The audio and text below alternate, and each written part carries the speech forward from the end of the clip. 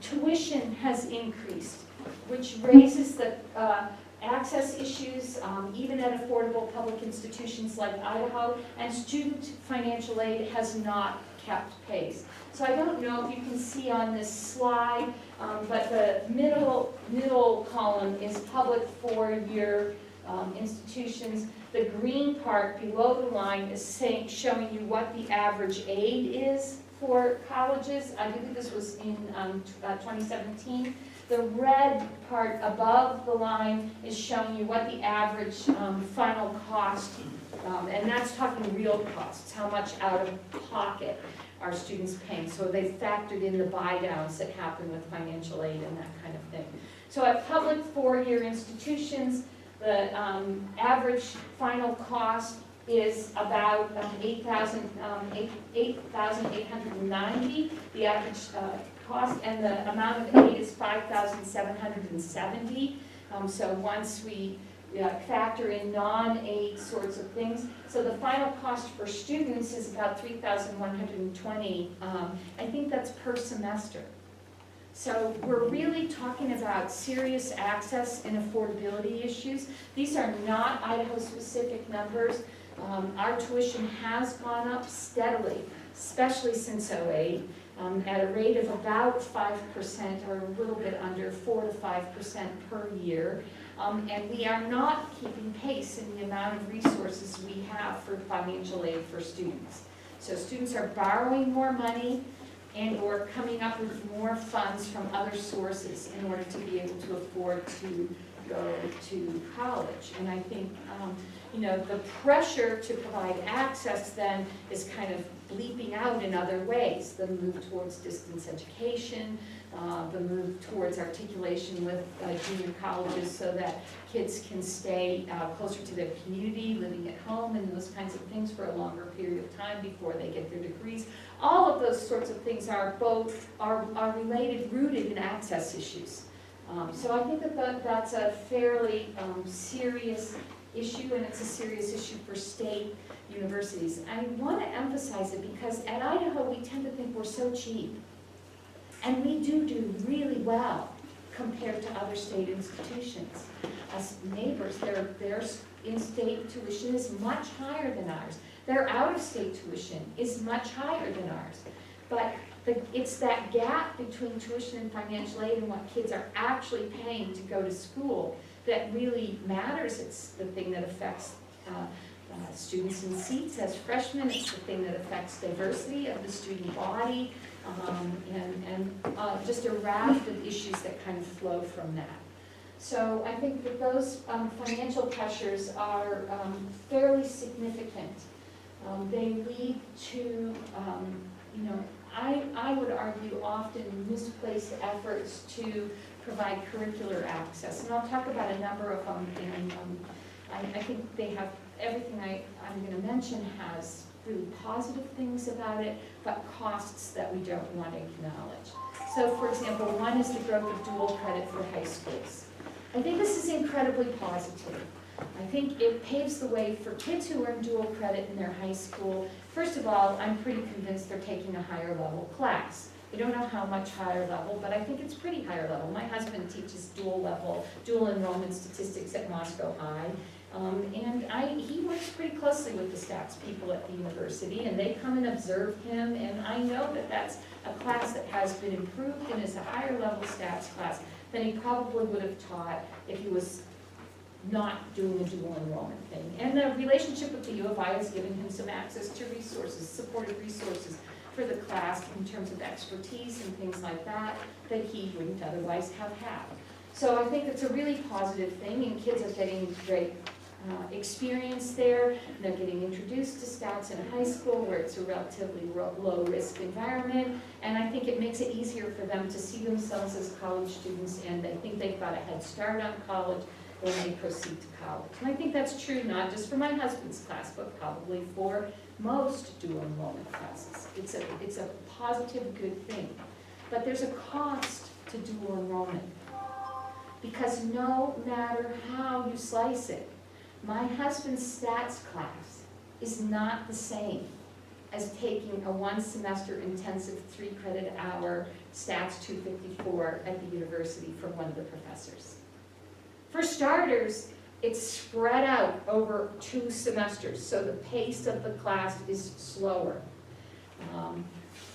Secondly, the dynamics of the students in the class are different. High school students haven't figured out what a college class is like. They don't interact with the teacher the same way. You know, in college, the presence of those students often floats the boat for everybody. And in high school, I think that happens, but it's a smaller impact. And what we're finding at the U of I and what they're finding around the country is that kids who have done these dual enrollment classes and who do not repeat the class in college are not being successful. That when they move on to the next level of advanced class, they have difficulties. Not all of them. The bright ones don't, but they would have been fine anyway, right? But the other kids who think I've really got college stats under my belt don't really have college stats under their belt. And that raises tremendous issues for the university when they show up and they don't take those introductory classes. Then the question is, how do we support them? How do we address that we've got an increasing number of students failing in these classes? How do we convince them that really they ought to repeat the class when they're trying to save money and they're under that fiscal pressure from tuition and they don't want to have to do those sorts of things? And I think it can get to be such a significant problem that it can contribute to the go-on rate, the advancement from first year to second year of college in particular being impacted negatively. Now, U of I has a very high rate there. You know, we've crafted that not really higher than most other public institutions. I think our rate of proceeding from the first year to the second year of college is about 82% of the students. So that's a pretty good number, but there's still 18% of them who thought college was for them and who started out and they are stumbling and not making it. Now, some of them are making other decisions, they're transferring, there's a raft of reasons, but there's a bunch of those kids that are just not making it, right? That we need to be addressing. And they've invested a pretty big amount of money in showing up here in Moscow, Idaho to be freshmen in college, probably taking out loans and that sort of thing.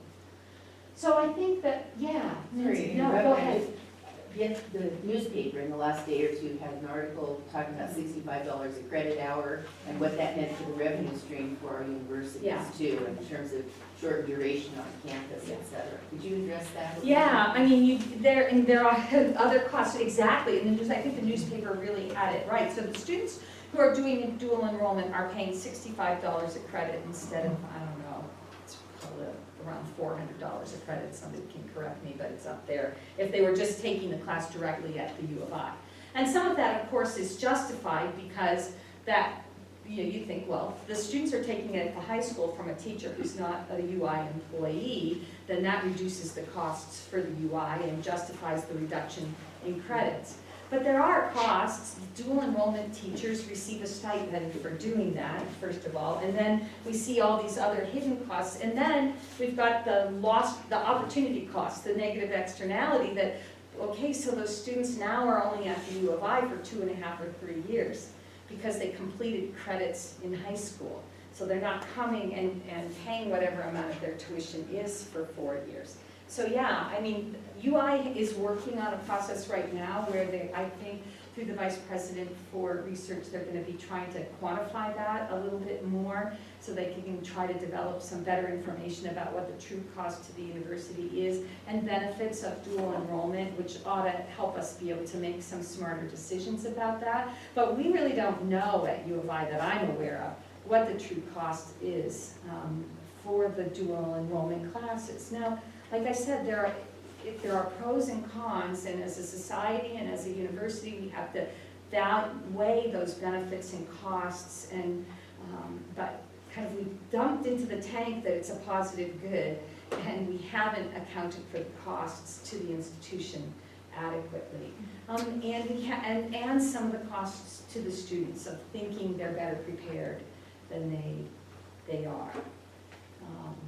Yeah. Do you think there's, as you look over time, has the amount of money that the parents have given for tuition and costs, has that gone up or down, you know, as a percentage, or? The level of parental support for kids, I don't have any statistics on Okay. that. My perception is it hasn't changed much. Okay. U of I is a place where there are many kids coming to both undergraduate and graduate programs without financial support from parents. Parents have said, they've got lots of other support from parents, but they don't have financial support from parents. Parents have said, we can't handle this, if you want to go to college, you have to pay for it.